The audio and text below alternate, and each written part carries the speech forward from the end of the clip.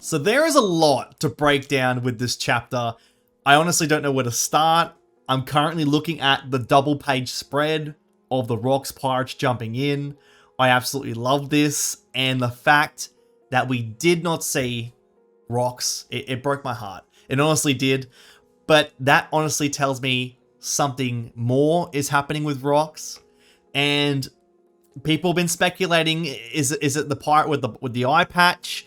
Is it the man marked by flames? You see that on his Jolly Roger, there's a flame on there too.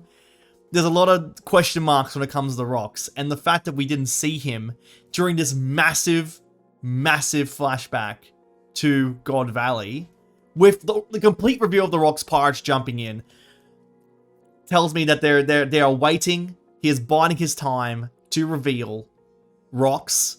At this point, I'm kind of thinking, is he alive? Because once they reveal somebody, his appearance is going to be one thing that's going to be massive. But also, if they were to go and reveal a character in present day, and the title card came up there that it's Rocks D. Xebec, that's probably the most insane thing you could do to this. It would flip the entire script of this series. It would flip the whole world upside down if somebody of that magnitude, of that notoriety in history, was still alive. I don't know, man. I don't know. This is bringing me a lot of questions, but what a chapter. This has been absolutely amazing. We've been looking forward to this God Valley flashback for such a long time. Boa Hancock's granny is sitting there in the Rocks Pirates, confirmed. Crazy. And also, she looks fantastic. You got Kaido there, as always, jumping in. But look, Big Mom, looking great. Big Mom's looking great. Jumping in, fruit in hand. And listen, the fact that Big Mom was the one to go and grab Kaido's fruit, no wonder they're besties. No wonder these guys are besties. No wonder these guys are a tag team. When someone like that does that for you, I mean, Big Mom herself is already, like, amazing, right? She probably already has, like, 30 kids at this point, and I can totally see why. But listen, Big Mom's something else. Big Mom is something else. And look, in this chapter, you had the Roger Pirates jumping in. Roger, his beard has not grown in yet. Look, Roger in this chapter, his mustache hasn't grown in yet. It's really strange to see him without the mustache. And I do believe in the history books, after this clash with Rocks, that his mustache dramatically grows. So I think that this fight, the manliest fight of testosterone flowing in God Valley, allowed this magical thing to happen that is Roger's beard, his mustache in particular. So that was really fun. Figarland, I hope he gets smacked down beyond belief. I am looking forward to seeing a double page spread of him getting hitting like an accordion, just squished. I want this man destroyed immediately. And also, look, it's a triple threat, right? Actually, it's like a fatal four-way. You got the Figarland army there, God's Knights. You got the Roger Pirates. You got the Rocks Pirates, and you've got the Marines. You've got Garth going in there. Bogard on the wing. This is crazy. This is crazy. No wonder that this island got erased. Like, the memory of this island, everything about it got erased, but the remnants of it still linger, because this is the craziest clash I've ever seen. And I need more of it. I need everything. I need a film. I need One Piece film God Valley.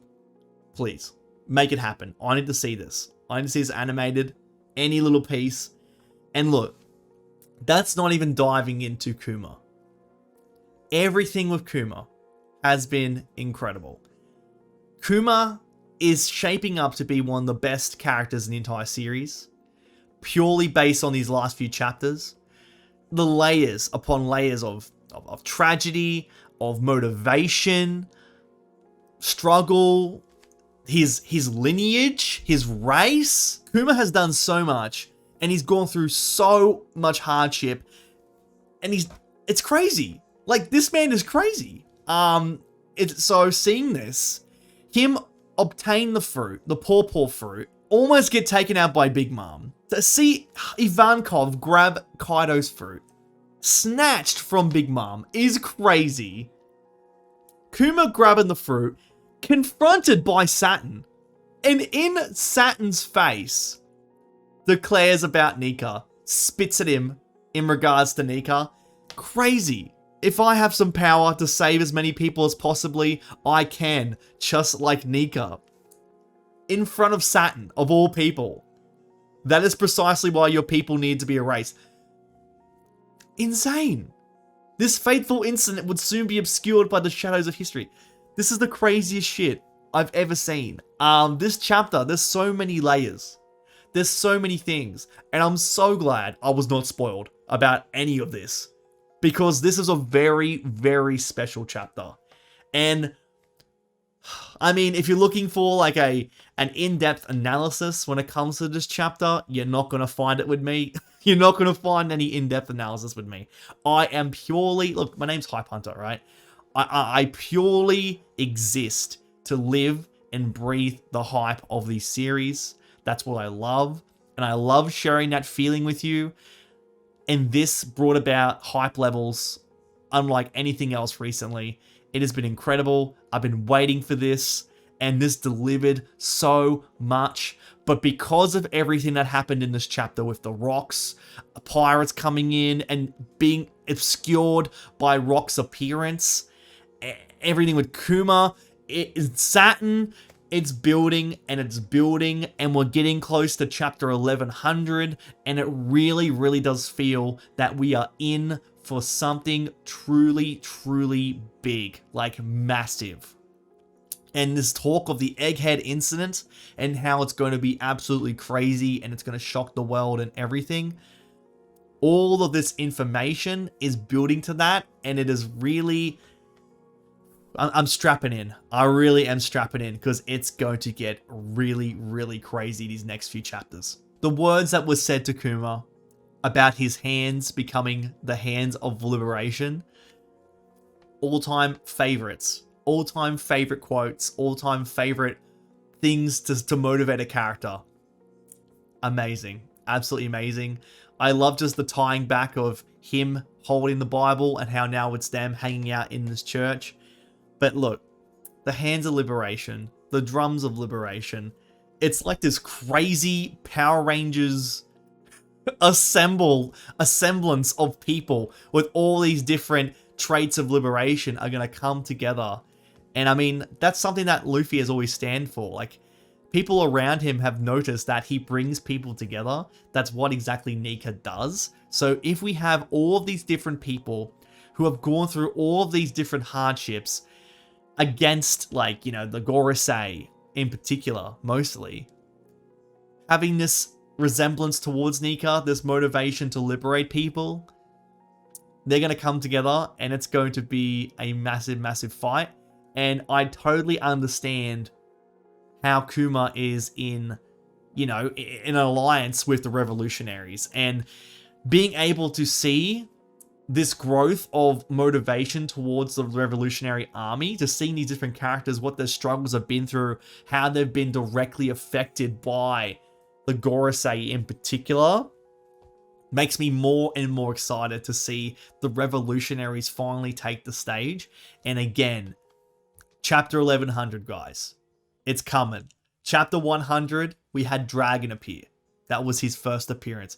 Chapter 1100, I am holding my breath that we get the long-awaited reappearance, the debut onto the center stage for Dragon. It's what my agenda, that was my agenda, that was my bingo card, that was my hope that I mentioned onto the latest Reverie. And look, if it happens, I'm going to be the happiest man ever, because all of this chapter with Kuma and Ivankov building up that hype for the revolutionaries to go and face the Gorosei, I'm so keen. I'm excited. And what's also something else is, because of what happened, having this interaction between Saturn and Kuma, we are right now in a very perilous situation with Luffy and Saturn. Kuma has just dashed from Mary Jo's instantly. Who's to say that Kuma is ready to go and jump straight into Egghead to go and save Nika with the paws of liberation.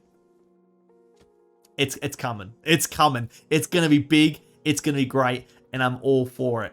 And I just want to know what you guys think. I really, really want to hear your thoughts, your feelings, your emotions. This chapter felt like so many chapters put together into one. There's been so many things that have been revealed with this, and I'm so excited. I'm so excited that we're getting all of this now. We are at this stage where we're getting all this information from Egghead, God Valley, the Gorosei, God's Knights. Rocks for me is the biggest one. Like, the fact that we're actually getting information on Rocks is amazing. And I'm so excited to go and see today when Rocks finally appears. So let me know your thoughts down in the comment section down below. What was your favorite part of this chapter? And what are your expectations, your theories? What are you most looking forward to when it comes to the next chapters leading into chapter 1100? I hope you guys have an awesome day. Take care.